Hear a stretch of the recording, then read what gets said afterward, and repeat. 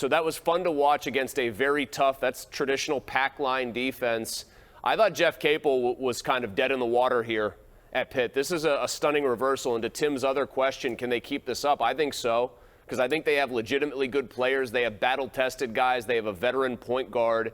And they also are in a down ACC this year. North Carolina State destroyed Duke by, I think, 24 points as an unranked team. At Duke. At Duke. I think that's the worst unranked kind of loss, or the worst loss at Duke for Duke in a very long time to a team unranked. So it's a weak ACC. They can. I think Jeff Capel deserves a lot of credit for this.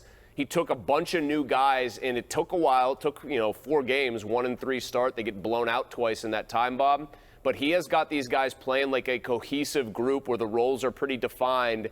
And in this era of college basketball, I do not think that is an easy feat. No, I agree. I mean, it's amazing. Can they sustain this? Probably not at this level. They're not going to go undefeated, but I think they can knock the door down on a possible tournament bid. And by the way, they lost to a team that Duquesne beat tonight in VCU. We got some of those highlights at 11 on KDKA. Let's go out to line 3. That's Bill in Pittsburgh. Hey, Bill, how are you? Hey, guys. As far as the scheduling goes, I really feel bad for DeMar, but I think somehow they're going to have to squeeze this game in. And if you recall a couple years ago when we had the COVID situation, the Baltimore Ravens were missing half their team, and they still showed up here in Pittsburgh to play that game. They certainly did. So I think that they're going to have to squeeze this game in on a Thursday night, like a doubleheader. And I think that it gets too complicated if you keep changing things up and stuff like that, Yeah, the thing about that, I will say, and Chris, I heard your scenario at the beginning, no contest, that's certainly on the table. But if they do decide to play it, now how are they going to do this? Because if they play Week 18 this week, are they going to have to push back? If they start pushing back, they're going to have to push back everything, including that much talked about Pro Bowl, even though people don't like it, they do because they make a lot of money. What is the end game there, and how do they solve this issue? My answer is to not answer you and say this is why I said no contest, because the sheer number of things that then have to get adjusted to accommodate that game, I think, becomes untenable, even for the NFL. And to briefly put a finer point on what the caller there just said, COVID was unprecedented in its scope of how it affected sports, right? We know that. Damar Hamlin's situation as well, unprecedented in modern NFL history, really. I think one player has died on the field ever, and that was over 50 years ago, Bob. But where COVID was unprecedented because it removed players, as far as availability, the players all wanted to play. You know what I mean? Mm-hmm. The problem here is, or the issue here is, very understandably, Bills players do not want to go back to Cincinnati and have to deal with that situation and think about playing there and be stepping over the part of the field where they saw their teammate collapse and now he's fighting for his life.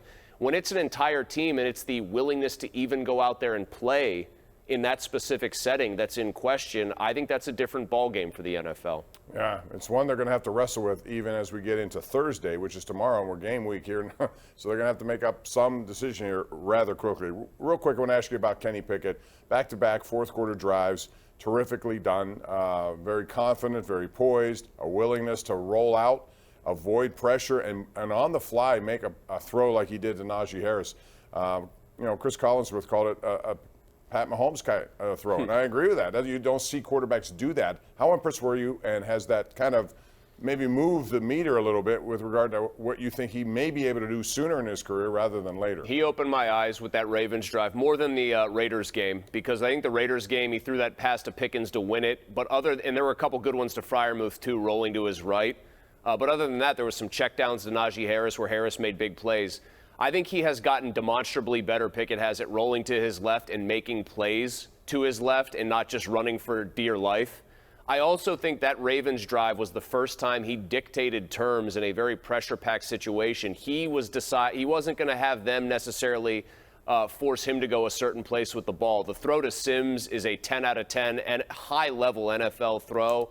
And then just being able to take advantage of Roquan Smith after Smith had covered a similar play earlier in the game that Pickett alluded to and throw a touchdown, it says a lot. But my one quick caveat here, Bob, is they have got to figure out what happens in the 55 minutes before these final drives in these games, because their offense looks putrid passing the ball right until the very end. Yeah, and we saw something in the Raider game, Pickens cutting into the middle of the field, which you hadn't seen all that much of. and you need to see more quick strikes. It's fine to have 10 to 12 player drives, whatever. They had 21 play drive. You need to get like a Big 2-play chunks. drive once in a while. Not all the Big time, chunks. obviously, but big chunks. And I think that is coming in time. It may not be here enough for this year. We'll see how it goes. One other note from the NFL. The NFL came out with its 15 finalists for enshrinement into the Pro Football Hall of Fame, and Darrelle Revis from Aliquip is on that list. Tremendous opportunity to get in right now, and I think he will. But also, Hines Ward and James Harrison failed to make that cut. So 5 of the 15 will make it. They will reveal that on February the 9th. We're going to take a break, come back with more right here on Pittsburgh CW.